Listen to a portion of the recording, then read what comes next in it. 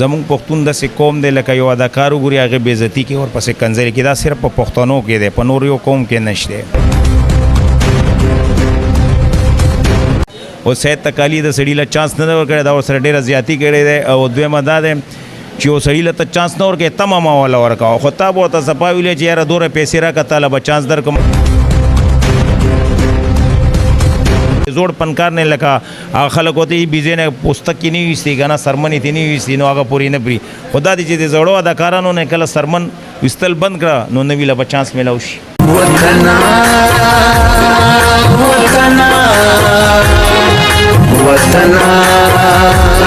که زما په دعاګانو باندې کېږي پښتانه دي لکه ستوري د اسمان شي. سلامونه ګرانو کتونکو، هیله لرم چې تاسو به ټول روغ جوړ او خوشحاله یاست. زه ستاسو کوربه اعظم خان مندوخیل، تاسو ګورئ وطن چینل. زما پر څنګ باندې یو فنکار هنرمند ناست دی چې د دې هنرمند نوم دی مطهر خان افریدي. له مطهر خان افریدي سره د پښتو فلم انډسټري په حواله او د د فن او ژوند په حواله تفصیلي مرکه کول غواړو. تر ټولو له مخه زه په خپل پروګرام کې مطهر خان ته ښه راغلاست وایم. السلام علیکم، ستړی مه شئ. وعلیکم السلام عظیم بھائی، ډېره مننه چې موږ ته زموږ خواله ته رالې. ډېره مننه. مطهر څنګه ژوند زندگی دې څنګه ده؟ بس ژوند زندگی مو الله شکر دی ښه تېرېږي، کارونو روزګارونو کې لګیا وو، کار روزګار چلیږي ښه الله شکر دی، خپله مزدوري کوو خوشحال. تر اوسه پورې ما په یو فلم کې د کراچۍ یو فنکار نه ولیدي، څه وایې په دې حواله؟ هغې وجه دا ده چې فلم انډسټري چې لاهور کې کومه دی هغه چې د زړو نه فارغه شي خو نوو له به چانس ورکوي. دلته نه مونږ شیکره ورلګلی وو، شیکره اصغر چیما له ورغلی وو، مونږ ډېر خوشحاله شو چې اصغر چیما به ولا چانس ورکي، خو هغه هلته نه خالي لاس راغی. او اصغر چیما دا ډېر غټ فلم دی او ډېر ښه تعریفونه کوي. خو اصغر چیما ته زه دا درخواست کوم چې د شیکره له چانس ورکې. دا لکه مونږ په پلیټ کې حلوا ورته کېښوه لکه کراچي اداکار و، ښه مشهور اداکار دی. یو خو به بجټ هم کم راغلی وی، دویمه دا دی چې یو پنجابي سړی هلته کار کوي خو هغه باندې ډبینګ کېږي. دا د کراچي فنکارو کم سے کم دا به د ډبینګ نه هم بچوی، کار به یې مولا ښه کړی، اورجنل پښتو ورځي نو ښه اداکار دی. د سره زیاتی کړی لکه چا چانس نه دی ورکړی. اصغر چیما په دې ټایم کې ښه یو ویلن ښه کردار ادا کوي، ښه اداکار دی. صرف یو فلم ساز ته د ریکویسټ وکړئ چې هغه فلم ساز نوم دی اصغر چیما. داسې خو په پښتو فلم انډسټري کې فلم سازان او ډایرکټران صاحبان ډېر دي، هغو ټولو ته د شکره په حواله څه وایي؟ شکره په حواله دا ورته ومه چې شکره دی اصغر چیما ډېر غټ فین دی ور هغه پسندیده اداکار دی. نو هغه ما چې راغی کله لاهور نه نو موږ ته و چې یار اصغر چیما ډېر ښه سړی دی، ډېر ښه مهمان نواز دی او ډېر ښه عزت یې راکړو. وایي زه دنه دا توقع ساتم چې راتلونکي فلم کې کیدای شي دا ماله چانس راکړي. او اصغر چیما فین دی او تعریف یې کوي لکه ښه ایکټر دی. پښتو فلم انډسټري ته څه کول پکار دي چې دوی فلمبینو ته داسې فلمان ورکړي چې هغه فلمان په کلو کلو یا په میاشتو میاشتو له سینمو څخه نه کوزېږي؟ دې له دا اول کول پکار دي لکه د فلمونه خو اوس ښه جوړوي خو لږ نوي ټیلنټ له چانس ورکوي. لکه اوس ته زموږ د کراچي اداکاران دي دې له چانس ورکوي. کراچي کې دومره پبلیک کتو واله دي، د خلکو اداکارانو کتو واله که دې خلکو له دې چانس ورکړي کیدای شي کراچي سلیمیم پې آبادي شي او خلک ډېر کتو واله دي. اوس لکه د زموږ شیکرا دی که دې له چانس ورکړی کیدای شي د کراچي پوره خلکو د دې سلیمې فلم کتلی وی ډکه وی. دویم دا د انډسټري له دا کول پکار دي چې نوي ایکټرانو له چانس ورکړي. اول خو د دې نه دا دی ګوره په لاهور کې پنجابیانو باندې دې کارو کې مونږ دا نه وو چې کار پې نه کوي، خو یو پښتون لمزم چانس ورکوي. یو خو به د ډبینګ نه بچوي، دویم اداکاري به ورله ښه کوي. شیکرا چلته پیرته اداکار و ښه ښکلی اداکار و، اوس اداکاري نه کوي، یو وخت نه کوي. دا دې خواله لاړ. زه به دغه ګیله اصغر چیما ته ځکه کوم چې دا سړی ورغلی په کار دی په فلم کې یو پارټ خو یې وله ورکړی وی، یو چانس وله ورکړی. دا دته زما درخواست دی چې د سړي له چانس ورکړي. په عام ژوند کې و فنکار ته پښتانه په کم نظر ګوري؟ هم ژوند کې لکه دا فنکار ته عوام ډېر داسې سپک نظر باندې ګوري، خو دا هم د دې معاشرې سره یو تعلق ساتي. دا هم پښتانه دي، اداکاران دي، دا څوک ورپسې بد وایي څوک ورپسې ښه وایي. خو لکه فنکار لکه زمونږ کې یو څنګه مونږ داسې انسانان یو خو داسې هغه هم انسانان دي، خو دا دی چې بس شوبیز ته وتي دي اداکاري کوي نو څه کوه د خلک لږ بد ګوري. مطالعه پکار دی چې یو فنکار ته پښتانه په بد نظر نه وګوري، ولې په نورو کامو کې له پښتونه ماسې ور په نورو کامو کې یو فنکار ته په بد نظر نه ګوري. تاسو به د نورو کامونو فنکاران په اسمبلی کې د هغه ملک په اسمبلی کې هم وینئسته او د هغه ملک په ډېرو غټو غټو عهدو باندې هم وینئسته. بس پښتانه دي په دې فنکارانو غریبانو پسې کنځلې کوي. دې کنځلو په حواله څه وایي؟ اصل کې دا نه په پنجابیانو کې شته نه په اردو سپیکینګ کې شته که لکه خپل اداکارانو پسې بد ردوي هغې لکه تعریف کوي. زمونږ پښتون داسې قوم دی لکه یو اداکار وګوري هغې بېعزتي کوي ورپسې کنځلې کوي. دا صرف په پښتنو کې دی، په نور یو قوم کې نشته.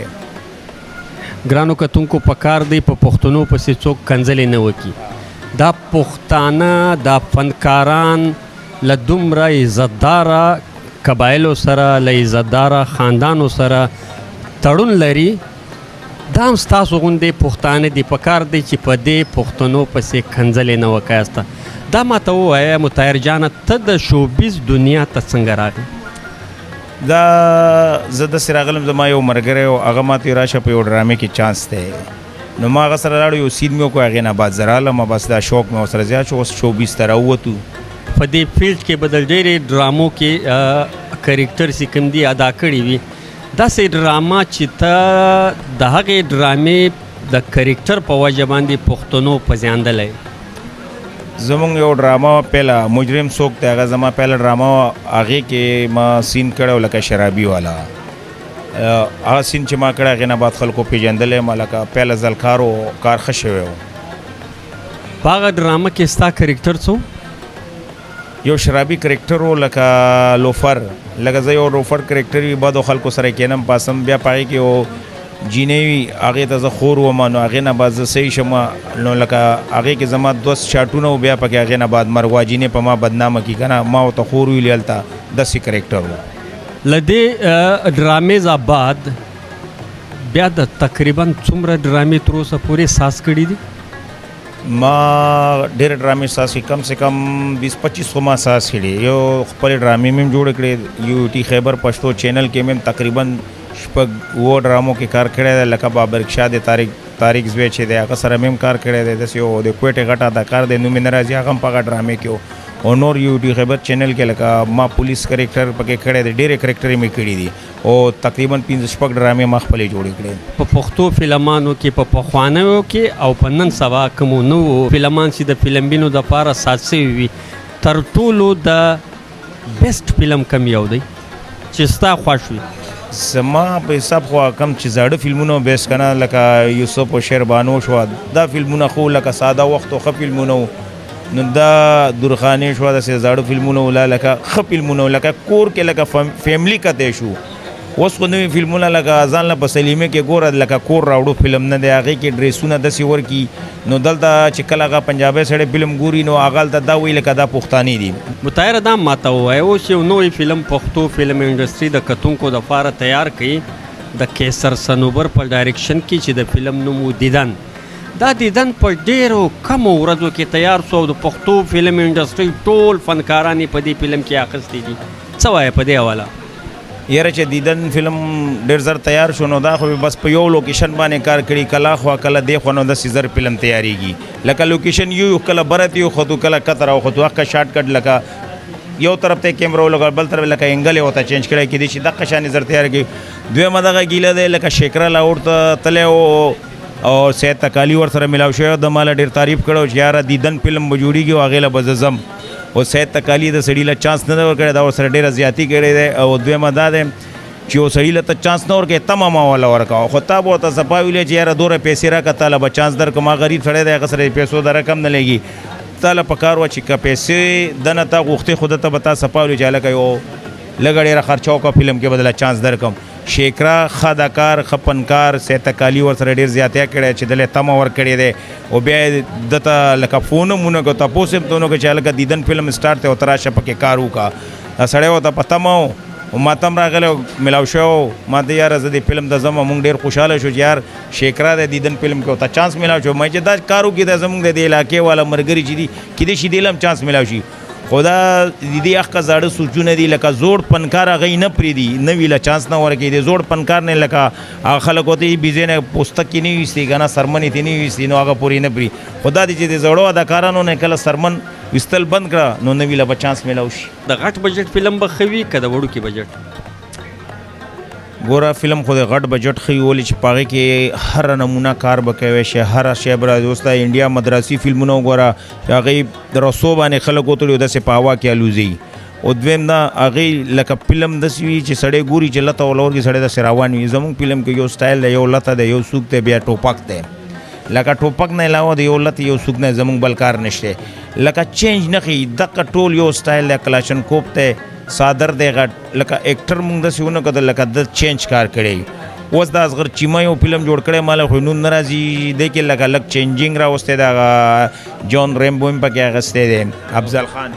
قربان د جانان قربان د جانان اوس کیدی شي چې هغه فلم کې دی لږ چینجینګ راوستی ولې دی لکه پینټونه ډریسونه استعمال کړي دي نو دا به ګورو خو لږ مونږ دا و چې د لیډیز کار چې دی که نه دا لږ په پینټونو کې لږ کم شي دا ولې پښتون په هغه کې دا نشته په پرده کې پکار لږ مطلب برابر دم دی ډېر هور وکړي که نه اکثر کله کله یعنی د پښتانه کم کلتور وي کلچر وي هغه مطابق د له دغو ښځو کار لکه هغه دی نه بغیر دی فلم چلیږي نه دی پکې لازمي دا شیخ غلط هغه پنجابي دی بیا په پښتانو یادېږي دلته سړی چې یار هغه په فلاني فلم کې خو پښتانې څنګه لباس کړی خو مونږ ته پې کله کله غوسه راشي مونږ خاموش ومو زه یاره خیر دی فلم دی هېڅ خبره نه خو لکه مونږ چې هغه د بیک سیټ نه کیمره ولګي او هغه بیک سیټ ورته ښیي نو لږ مونږ ته یاره د پښتنو د بیک سیټ نه کیمره ختم نه کړه په نوو کې هم دا حساب دی په زړو کې هم دغه حساب دی نو زه دا وایم د کم بجټ فلم چې وي هغه هم ښه وي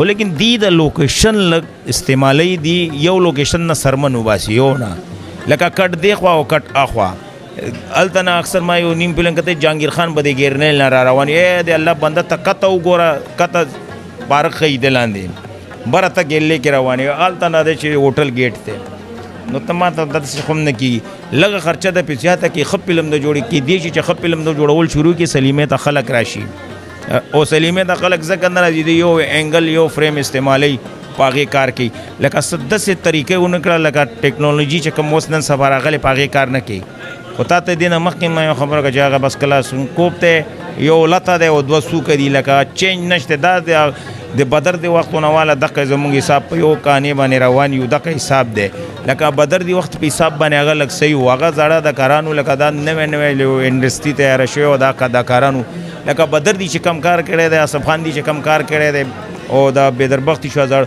یعنې د دې فلمونه ډېر ښه دا د هغه حساب سره اوس نوی ماډلینګ ماډل دور راغلی دی که نه نوي خلک دي دې له یو شی چینج پکار دی دی یو لباس اکه زړو والا غټ صادر شاهد خان هم ښه اداکار دی او بس چینج په ځان کې نه راولي اخ که یو شی وخت یو انداز اداکار شاهد خان هم ډېر ښه دی ارباز خان هم ډېر ښه دی لږ چینجینګ پکار دی اکثر به مونږ دومره غټې غټې بریتې ولګو هغه شیزونه به مو دومره غټ غټ اچولي لکه په ځان باندې یوازې پښتون 24 غنټې داسې نه ګرځي دي 24 غنټې هغه شیزونه اچولي پټې اچولي کمربندې اچولي خو یو داسې فلم جوړ کړي لکه دا نوي خلک یې ګوري نوي ځوانان یې ګوري شهاب پرین اوس ته د انډیا فلم وګوره شاهرخ خان ته هغه یو پینټ شرټ ښکلی پینټ شرټ ښکلی کټ شیټ لکه یو لباس یو ډریس باندې هغې ځان داسې راوباسي لکه هغه هم د دې په شان انسانان دي څه داسې نه دي هغې چې ته وګوره داسې اصلي چې هغې کله د اصلي راوباسي په داسې طریقې سټایلونو راوباسي مزه کي خو زمونږ یو صادر یو ټوپی د دې نه به کله بار راوځو ساید تکالي ته که زما یو نیمه خبره بدله کړي په هغې د مخه پکېږي اول د سړي له تمه مه ورکوي چې تمه وله ورکه چانس ورکه که نور اصل لین دین خبره خو به دې ته کړ وی چې یاره ته که راځې خو که دا کار کوی شي نو خو دا به وي سپا خبره ښه دی نن سبا غریب سړي ته څوک چانس نه ورکوي خو چې چا جیب کې قاید اعظم یې هغه له چانس ګرانو کتونکو دا و مطاهر جان چې له ده سره هم د شوبیز د دنیا په حواله باندې تفصیلي مرکه وکړه تر بل خوندور پروګرامه پورې مه پر لوی بادار سپارلي یاسته د خدای په امان